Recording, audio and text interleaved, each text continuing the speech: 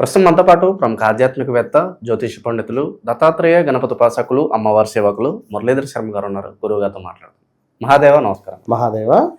మే నెలలో మీన రాశి వాళ్ళకి ఓవరాల్గా ఎలాంటి ఫలితాలు ఉండబోతున్నాయి, వీళ్ళు ఎలాంటి విషయాల్లో ఎక్కువగా జాగ్రత్తలు తీసుకుంటే ఈ నెల విశేషం కలిసి వస్తుందంటారు? తప్పకుండా మే నెల చాలా ఎండ తీవ్రత అధికంగా ఉంటుంది. ఇప్పటికే వశమైతలేదు మనకు.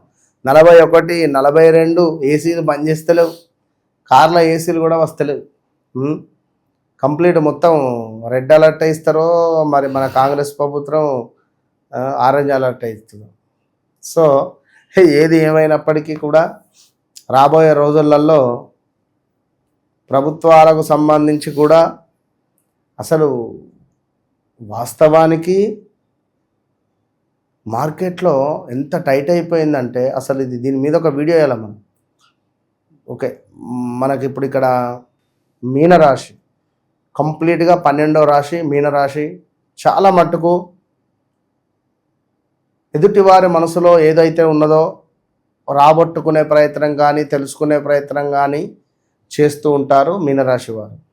మనం వారికి లొంగి ఉండడం కానీ లేదా మనం వారికి అది చాలా రేర్.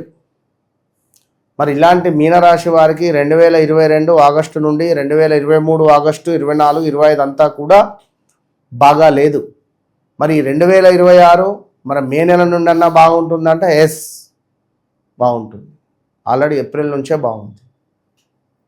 మిమ్మల్ని కొట్టి వెళ్ళిపోయినటువంటి వారే మళ్ళీ తిరిగి రావడం, అసలు నీకు పెళ్ళి అవుతుందా అని ముఖానికి అన్నటువంటి వ్యక్తులకే మంచి అందమైన అమ్మాయి దొరకడం,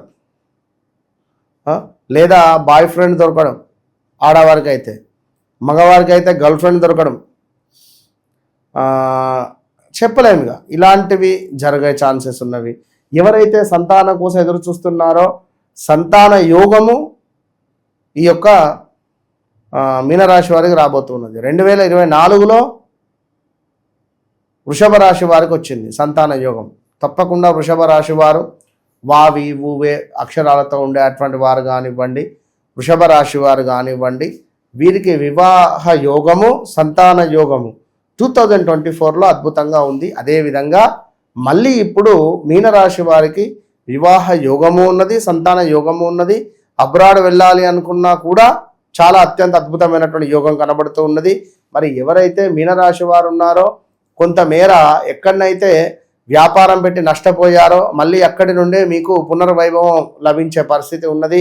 ఎవరినైతే నమ్మి మీరు డబ్బులు ఇచ్చారో వారెవరైతే మీకు మోసం చేశారో మళ్ళీ మీకు ఫోన్ చేసి మాట్లాడి అట్లాగా అది ఇట్లా అని చెప్పి మాట్లాడి ఎంతో కొంత డబ్బులు మీకు ఇచ్చేటువంటి పరిస్థితి ఉంది. లేదా మనం బిజినెస్ చేద్దాం రండి అని చెప్పేటువంటి పరిస్థితి కూడా గోచరిస్తూ ఉన్నది. మరి ఇక్కడ ఇంకో విషయం ఏమిటంటే వివాహం జరిగి విడిపోయినటువంటి ఆ యొక్క దంపతులు ఎవరైతే ఉంటారో కలిసిపోయే ఛాన్సెస్ ఉంది. ఆల్రెడీ దానికి సంబంధించినటువంటి సంప్రదింపులు జరుగుతూ ఉన్నవి.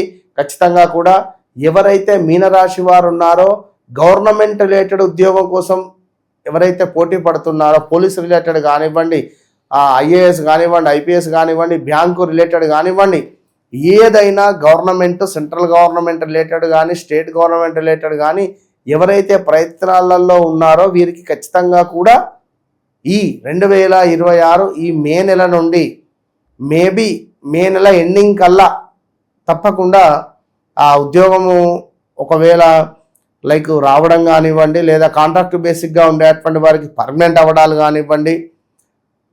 అబ్బా వాళ్ళందరికీ లవ్వర్లు ఉన్నారు నాకే లేరు అని బాధపడేటువంటి వారికి ఎవరైనా లవ్వర్ దొరకడం కానివ్వండి, ఇలాంటివన్నీ జరిగే ఛాన్సెస్ ఉన్నవి.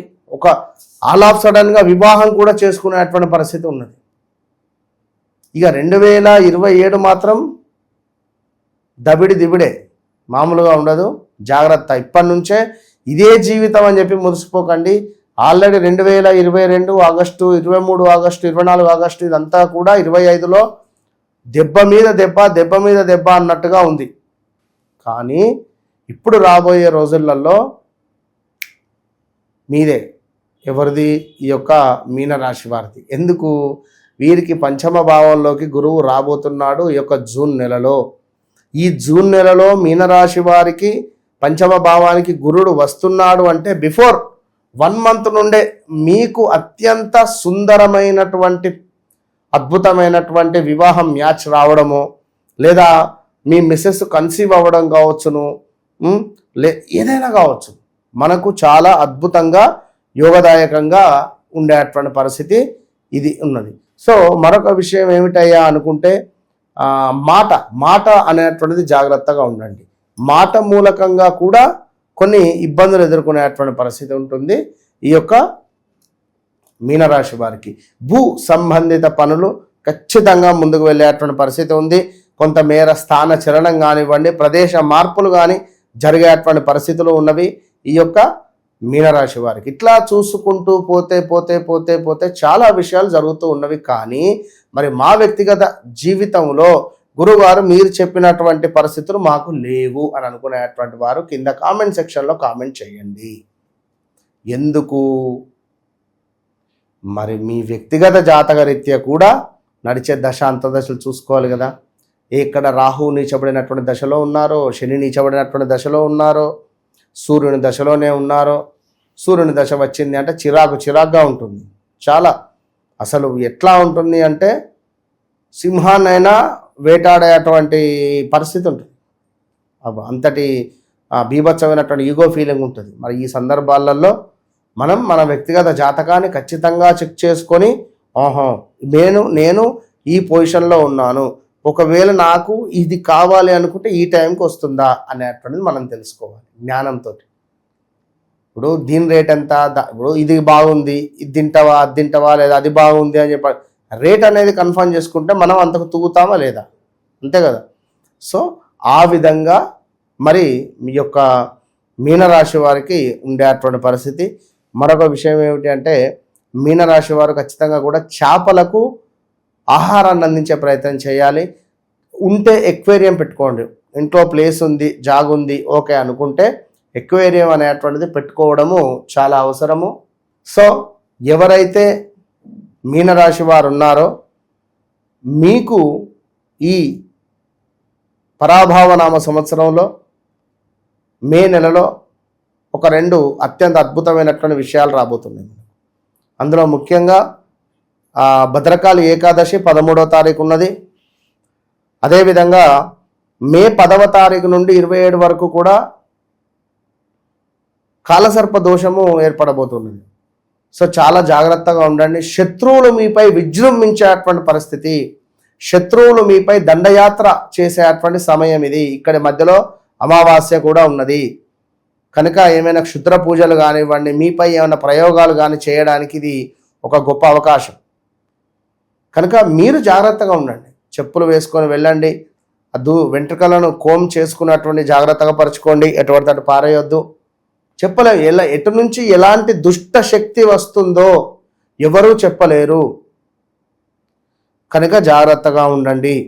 మరి చక్కగా కూడా నిమ్మకాయను దిండి కింద పెట్టి పడుకోండి ఈ 17 రోజులు కూడా. అదేవిధంగా నిమ్మకాయలు ఎరుపు రంగులో ఉండే అటువంటి పుష్పాలతో అమ్మవారికి సమర్పించాలి. ఇంకా మిర్చి మరియు నిమ్మకాయలు ఇందాక మనం చెప్పుకున్నాం. ఒక 4 మిరపకాయలు, ఒక నిమ్మకాయ, మళ్ళీ 3 మిరపకాయలను కలిపి నలుపు రంగు త్రాడుతో చక్కగా కూడా ఇంటి ముందు వేలాడదీయడం ద్వారా విపరీతమైనటువంటి నరఘోష నుండి విముక్తి పొందే పరిస్థితి ఉంటుంది. అదేవిధంగా ఒక 3 ఎండుమిరపకాయలు రాళ్ళ ఉప్పు తీసుకొని కూడా మనకు మనమే దిష్టి తీసుకొని బయట పారేసుకున్న, కాలు చేతులు కడుక్కున్నా కూడా మంచి ఫలితమే కనబడుతుంది. కనుక మరి ఇంకొక విషయం ఏమిటంటే అధిక జ్యేష్ఠ మాసం కూడా రాబోతున్నది. అధిక జ్యేష్ఠ మాసం అంటే మనకు జ్యేష్ఠ మాసం అనేటువంటిది, శ్రావణ మాసం అనేటువంటిది, కార్తీక మాసం అనేటువంటిది, ఇవన్నీ ఒక్కొక్కటే ఉంటుంది. అధికంగా ఏదైతే వస్తుందో దాన్ని అధిక జ్యేష్ఠ మాసంగా పిలువబడుతుంది. మరి ఈ అధిక జ్యేష్ఠ మాసంలో తప్పకుండా కూడా ఎవరైతే మీ తల్లిదండ్రులకు నెలమాసికం పెట్టుకునేటువంటి వారు తప్పకుండా పెట్టుకునుడే.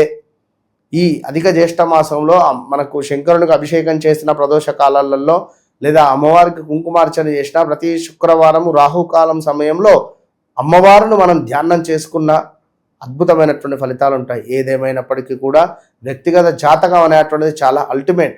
మరి వ్యక్తిగత జాతకమును ఎవరైతే పరిశోధన చేసుకొని మీకు నడిచే దశ అంతర్దశలలో ఓహో నాకు ఈ దశలో ఉన్నానా, మరి నేను ఇప్పుడు ఏం చేసుకోవాలి, మరి దీనికి సంబంధించినటువంటి రెమెడీ ఏమిటి అనేటువంటి అన్ని విషయాలు కూడా మనం అంటే మా ద్వారా మీకు తెలియపరుస్తున్నాం. కనుక ఎవరైతే తెలుసుకోవాలన్నటువంటి ఆసక్తి కలిగినటువంటి వారు కింద కనబడేటువంటి నెంబర్ను తప్పకుండా మీరు కన్సల్ట్ కండి.